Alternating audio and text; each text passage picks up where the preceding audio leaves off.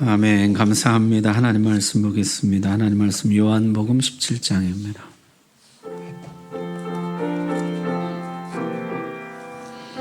요한복음 17장 1절 말씀, 신약성경 176쪽입니다.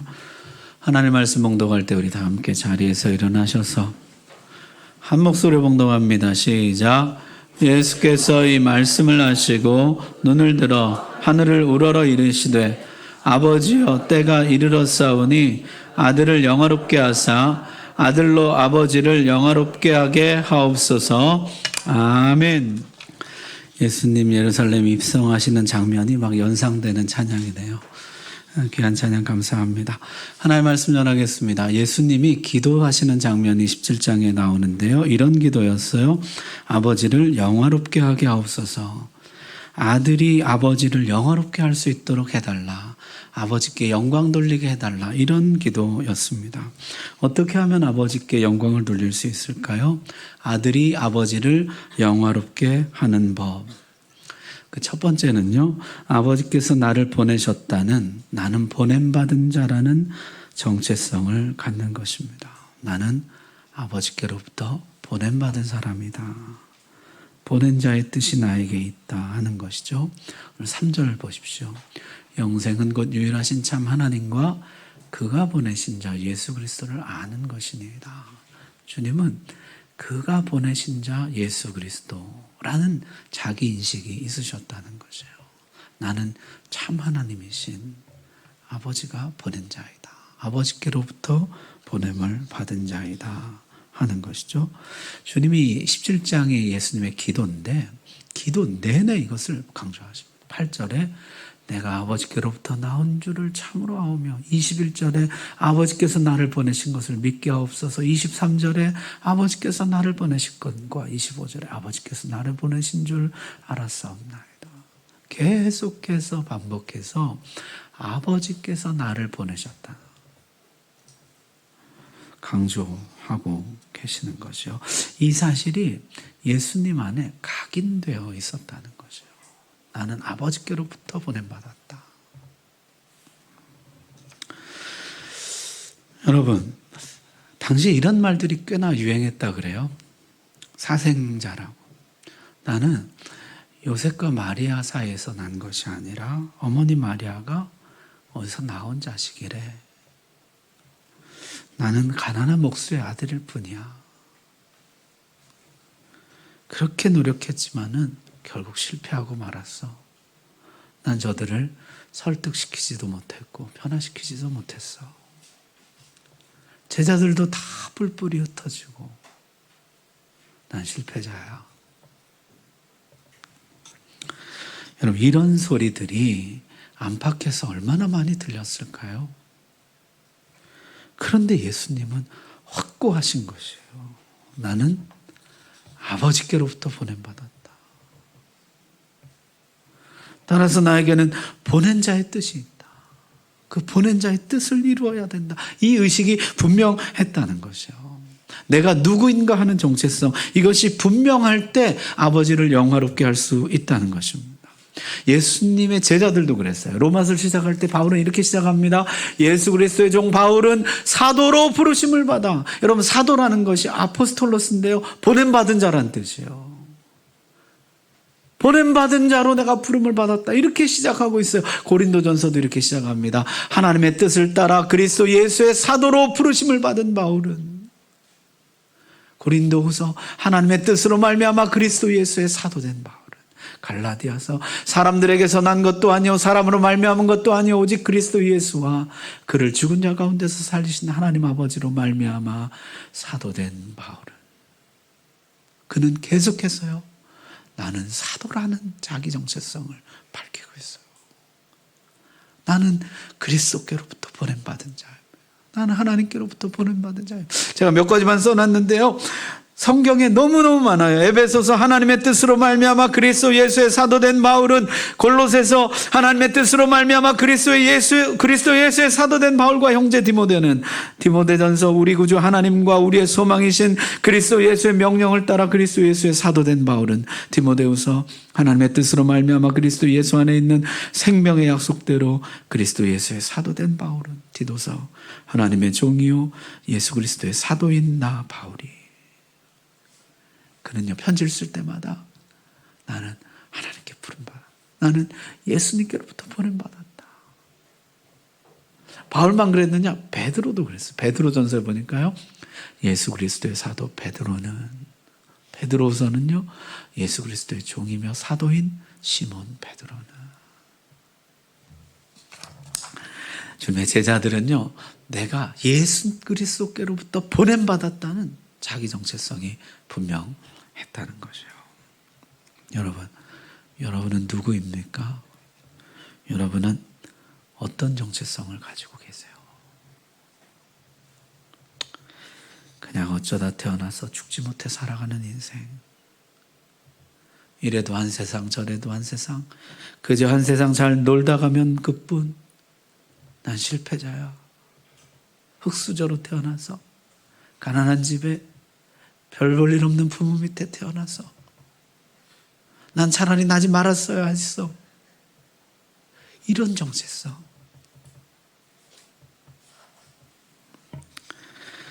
여러분, 안팎에서 들려오는 그런 소리들에 마음을 빼앗기지 마십시오. 거기에 인생을 빼앗기지 마십시오. 아들이 아버지께 영광 돌리는 첫 번째 방법은요, 아버지께로부터 보내심을 받은 자라는 명확한 자기 정체성을 갖는 것입니다. 하나님이 나를 보내셨다. 하나님이 나를 이곳에 보내셨다. 하나님이 나를 여기에 보내셨다. 그 명확한 자기 정체성인 것이요. 나는 하나님의 뜻을 가지고 이 땅에 왔다. 그럼 한번 고백해 볼까요? 저를 따라서 한번 해보십시오. 하나님이 나를 보내셨다. 아멘. 나에게는 하나님의 뜻이 있다. 아멘. 여러분, 이것이 여러분의 정체성이 되기를 바랍니다. 교회 다니면서도 정체성 없는 분들 많아요. 그냥 사는 거지 뭐. 첫 번째, 하나님을 영화롭게 하는 거. 하나님께로부터 보냄받았다는 정체성이에요. 자, 그래서 예수님이 이렇게 말씀하신 것이에요. 4절 보면은 아버지께서 내게 하라고 주신 일이라는 말씀이 나와요. 나는 아버지께로부터 보냄받았기 때문에 아버지께서 하라고 주신 일이 있다는 것이에요. 그게 내가 할 일이에요. 그게 내 인생을 바쳐서 완수해야 할 일인 것이에요. 아버지가 나에게 주신 일. 그게 뭐예요? 2절 보십시오. 2절에 아버지께서 아들에게 주신 모든 사람에게 뭘 주게 하시려고? 영생을 주게 하시려고. 모든 사람에게 영생을 주는 일. 그게 주님이 아버지께로부터 받은 일이에요. 영생을 주는 일. 그러면서 주님이 그럼 영생은 무엇인가? 3절이에요. 같이 읽습니다. 시작. 영생은 곧 유일하신 참 하나님과 그가 보내신 자 예수 그리스도를 아는 것이니이다. 아멘. 영생을 주는 것, 그게 주님이 하실 일인데, 여러분 정리해보면 어떻습니까? 나는 하나님께로부터 보냄을 받았어요. 근데 하나님 보내실 때 나에게 맡기신 일이 있다는 거예요. 가서 이 일을 하고 오라고 나에게 맡겨주신 일이 있다는 거예요. 그 일이 뭐예요? 만민에게 영생을 주는 일이에요. 만민에게 영생을 주는 일. 그럼 영생은 무엇이냐? 영생은 참 하나님과 예수 그리스도를 아는 것이라. 영생은 단발적 지식이 아닙니다. 지속적으로 하나님과 예수님을 알아가는 교제를 말하는 것이에요. 정보 취득이 아니라 상호 교감과 연합이라는 것이에요.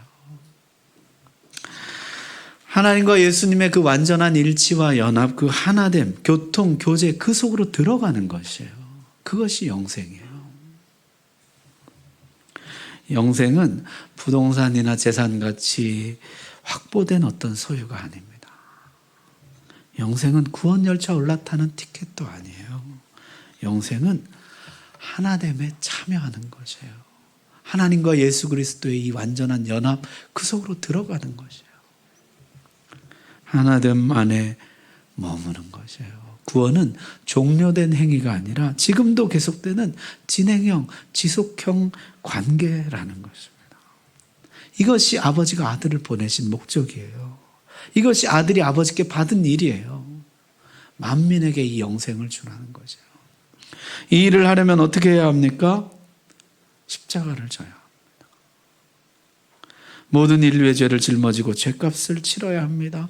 그리고 보혜사 성령을 보내주어서 저들을 끝까지 그 교제 안에 붙들어 매 주어야 합니다. 따라서 아버지가 주신 이 일을 완수하려면 십자가까지 순종의 극대치를 올려드려야 한다는 거죠. 아브라함과 이삭과 야곱과 요셉, 모세, 다윗, 지금까지 모든 사람들의 순종을 다 합친 것보다 더 큰 순종, 극대치의 순종, 죽기까지 순종, 십자가까지 순종, 그 순종을 아버지께 드려야 이 일을 완수할 수가 있다는 것이에요. 우리도 그렇죠.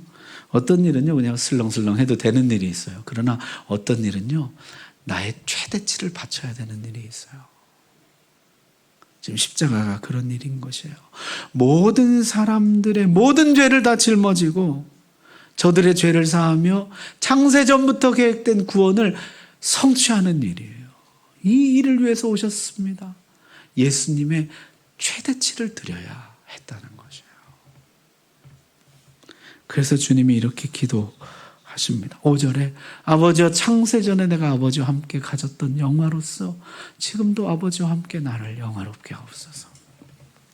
창세전에 아버지와 함께 가졌던 영화, 창세전부터 하나님과 완전한 하나를, 일치를, 연합을, 교통과 교제를 이루어서 누렸던 그 즐거움, 그 영광, 그것을 지금 강화해 달라는 것이에요. 그게 십자가를 견디는 힘이라는 것입니다. 여러분 이제 그 십자가를 지실 때 어떤 일이 일어나게 됩니까? 엘리 엘리 라마 사박다니, 나의 하나님 어찌하여 나를 버리셨나이까. 예수님이 버림받습니다. 창세전부터 아버지와 완전한 하나를 이뤘던 주님이 그 하나로부터 분리되게 돼요. 아버지로부터 버림받게 됩니다.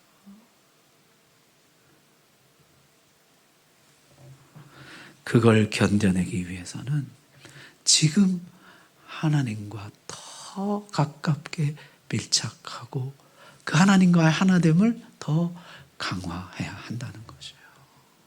창세전부터 있었던 그 하나됨을 지금 나에게 더 강화해 주십시오. 그게 십자가를 직면하는 힘이고 십자가를 견디는 힘입니다.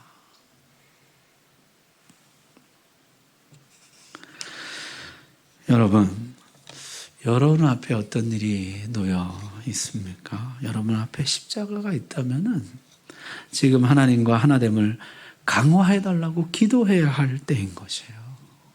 지금 하나님, 내가 하나님과 더 밀착하게 해주시고 그 하나님의 온전한 하나됨 속으로 더 들어가게 해주시고 그 하나님과 하나됨을 나에게 더욱 강화해 주십시오. 그래야 내가 이 시간들을 견뎌낼 수 있습니다. 이 앞의 일들을 내가 이겨낼 수가 있습니다. 그런 기도인 것이에요. 여러분, 우리에게 어떤 일이 놓여 있을까요? 우리 고3 학생들, 재수생 또 같이 한 줄에 또 앉았네. 우리 고단한 시간이 기다리고 있을 것입니다. 그 시간을 견디려면 어떻게 해요? 지금 하나님과 강화되는 시간이 필요한 것이에요. 하나님, 모든 사람들이 하나의 목표를 향해서 달려가고 뒤도 안 보고 옆도 안 보고 경쟁하고 그러는 이 가운데 그 시간들을 견뎌내고 믿음과 성숙한 나의 인격을 지키려면은 지금 내가 하나님과 강화되는 시간이 필요합니다.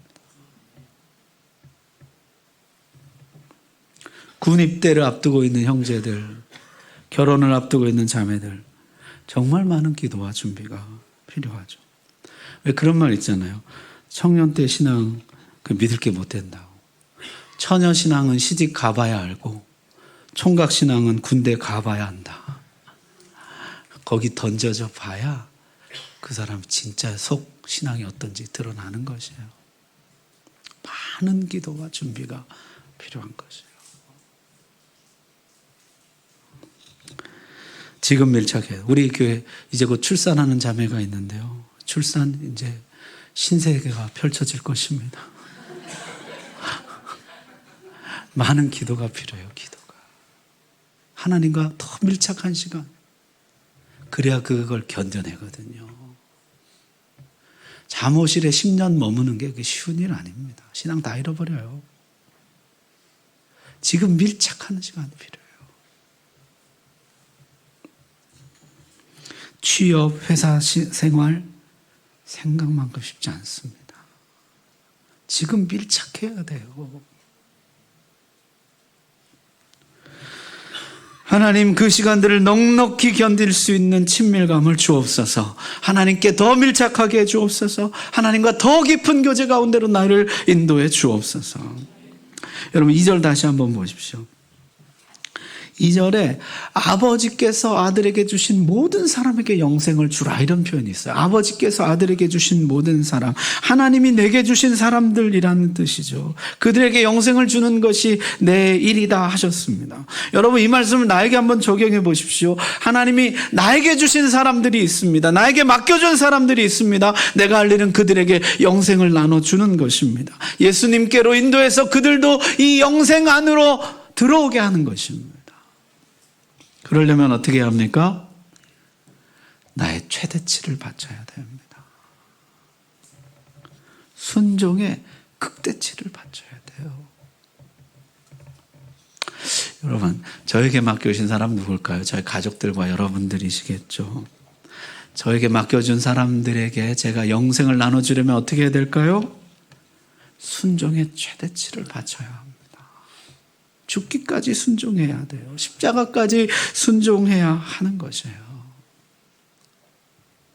목사가 하나님께 죽기까지 순종하지 않으면 성도들에게 영생을 나눠줄 수가 없는 것이에요.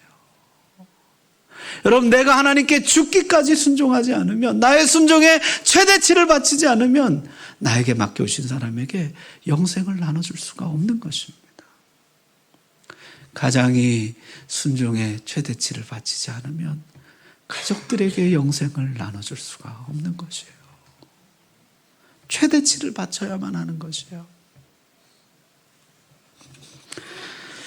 여러분, 그들이 영생을 맛보지 못하고 생명을 누리지 못하는 것은 순종의 최대치를 바치고 있지 않는 나 때문입니다. 엉뚱하게 애먼 사람 잡지 말고 순종부터 하시라는 거죠. 우리 집은 왜 이래? 이러지 말고, 쟤는 왜 저래? 그러지 말고. 진짜 문제는요, 순종의 최대치를 바치고 있지 않는 나예요. 그래서 그들이 영생을 나눠받지 못하는 것이에요. 생명을 함께 누리지 못하는 것이에요. 내가 순종하지 않으면 하나님이 내게 맡겨주신 사람들이 영생을 누릴 수 없다는 사실을 잊지 말아야 합니다. 주님도 지금 그걸 기도하시는 것이요. 아버지여, 내가 십자가를 못 받아들이면은 나는 아버지를 영화롭게 할 수도 없고 내게 맡겨주신 사람들에게 영생을 줄 수도 없습니다. 십자가를 직면할 수 있는 용기를 주십시오. 십자가를 견뎌낼 수 있는 용기를 주십시오. 창세전부터 누렸던 그 일치와 연합, 소통, 교통, 교제, 하나됨, 나에게 더 강화해 주십시오. 그게 십자가를 이기는 길입니다. 그것을 통해서 맡겨주신 일, 만민에게 영생을 주는 일 완수하게 해 주십시오. 그 기도를 드리고 계신 것이요. 여러분, 오늘 우리에게도 이 기도가 필요합니다. 주님, 제가 십자가까지 순종할 수 있는 용기를 주십시오. 저의 최대치를 바칠 수 있는 믿음을 주십시오. 그때에만 저는 하나님을 영화롭게 할 수 있고, 그때에만 저에게 맡겨준 사람들에게 영생을 나눠줄 수가 있습니다. 주님, 나를 붙들어 주옵소서. 말씀 마치겠습니다. 아들이 기도하십니다. 아버지를 영화롭게 하게 해주십시오. 어떻게 영화롭게 할 수 있습니까? 첫 번째는 분명한 자기 정체성이에요. 나는 보냄받은 자다. 하나님께로부터 보냄받았다. 두 번째는요, 분명한 사명이에요. 따라서 보내신 분이 맡겨준 일이 있다는 것이에요. 보내신 분의 뜻이 있어요. 그분이 나에게 하라고 주신 일이 있어요. 그것은 나에게 맡겨준 사람에게 영생을 주는 일인 것이에요. 이 일을 위해서 예수님은 최대치의 순종을 바치셔야만 했습니다. 죽기까지 순종, 십자가까지 순종을 바치셔야만 했던 것이죠. 그 십자가를 견디고 직면하기 위해서 아버지와의 친밀한 하나됨, 연합, 소통, 그것을 강화해달라고 주님이 간구하셨던 것이에요. 여러분, 우리는 하나님께로부터 보냄받은 자인 줄 믿습니다. 하나님이 나에게 맡겨주신 일이 있습니다. 나에게 맡겨주신 사람이 있습니다. 저들에게 영생을 나눠주는 일이에요. 그러나 이 일이 결코 쉽지 않아요. 나의 최대치를 바쳐야만 가능한 일입니다. 주님, 내가 이 일을 할 수 있는 것은 아버지와의 온전한 연합, 주님과의 온전한 하나됨, 교통, 교제, 그 안에서만 나는 이 일을 할 수가 있습니다. 오늘 나를 붙들어 주옵소서. 하나님과 더 가깝게 나를 결속시켜 주옵소서. 그때 우리가 아버지를 영화롭게 하고 만민에게 영생을 나눠주는 이 사명 감당할 수 있을 줄 믿습니다. 기도하겠습니다.